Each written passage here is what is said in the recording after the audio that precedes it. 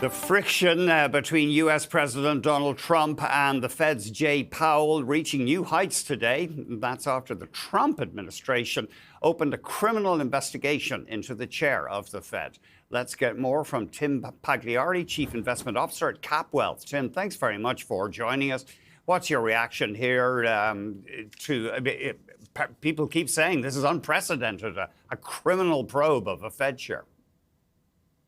Well, I think you have to put in perspective, this was a referral to a grand jury, and the grand jury system in the United States is designed somewhat to depoliticize the whole process, especially in something like this. And so evidence will be presented, and whether or not there is an indictment that comes out of that grand jury remains to be seen. So it's really out of the hands of the administration right now, other than the evidence that is presented by the Justice Department to move forward or not move forward based upon the evidence that exists at this point.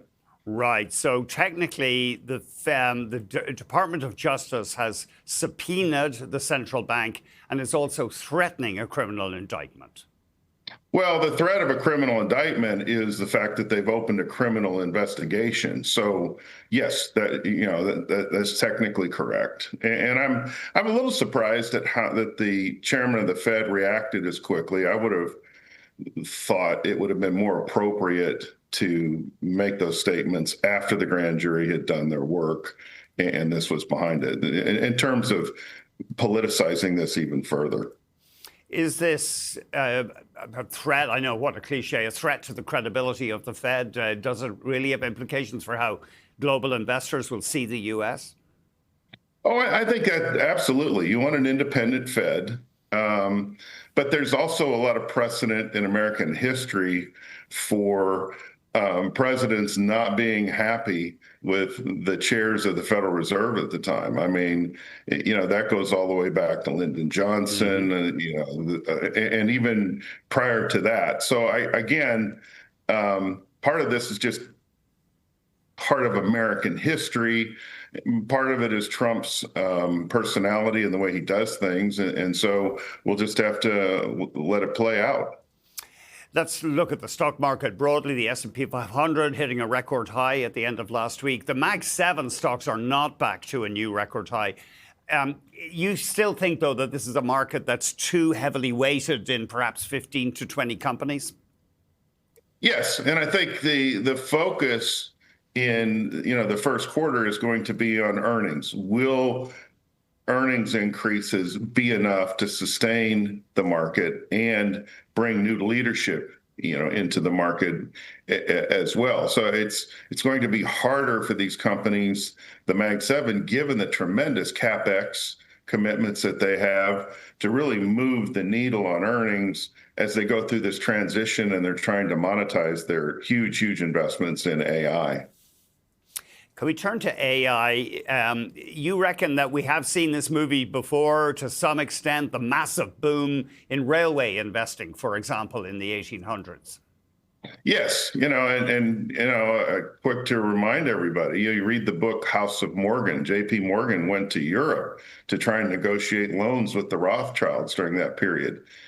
And they threw him out of their office and they said, send them home. Go home, tell them they can't borrow a dollar, not a single dollar.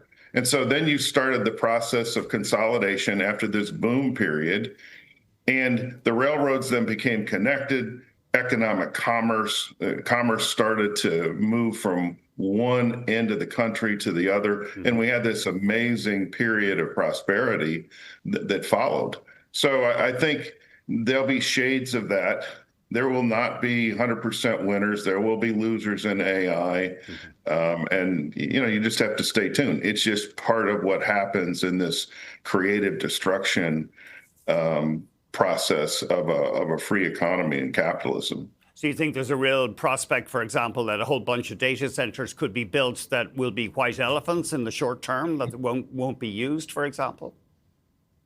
I think that's possible. Again, we really don't know. The construction boom is going on. The real threshold will be sometime beginning in late 2027, 28, and 29 as they bring these centers online. So you still have massive spending in electricity and all the things that go into getting these centers online, not to mention the connectivity between these centers for transferring the huge amounts of data that they have to have. So that's, there's still a lot of growth and a lot of stimulus that's going to come. But the extent to which, to your question, we'll have some that are unnecessary or get consolidated or will never open, we probably won't know that for another few years. It'll be interesting. We hear that the voters in the U.S. are not happy about rising electricity bills, and both Republicans and Democratic politicians are taking heat over that. And the data centers are blamed as one factor. Oh, I think, you can throw a lot of blame around. You can go and look at the problem that they have in California right now. They have $50 billion worth of cleanup underneath their power lines. And their reluctance to not pass along rate increases and allow for reasonable utilization of expenses to minimize expense, the upgrades. Yes, you have to pay for all of that.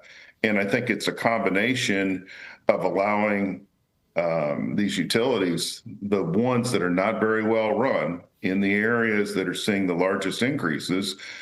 They've been behind the curve for a number of years, and they were going to have to make substantial expenses to upgrade their grids anyway. Tim, we better jump. Thank you very much indeed. Thank you. Happy New Year. Happy New Year. Tim Pagliara is Chief Investment Officer at CapWealth.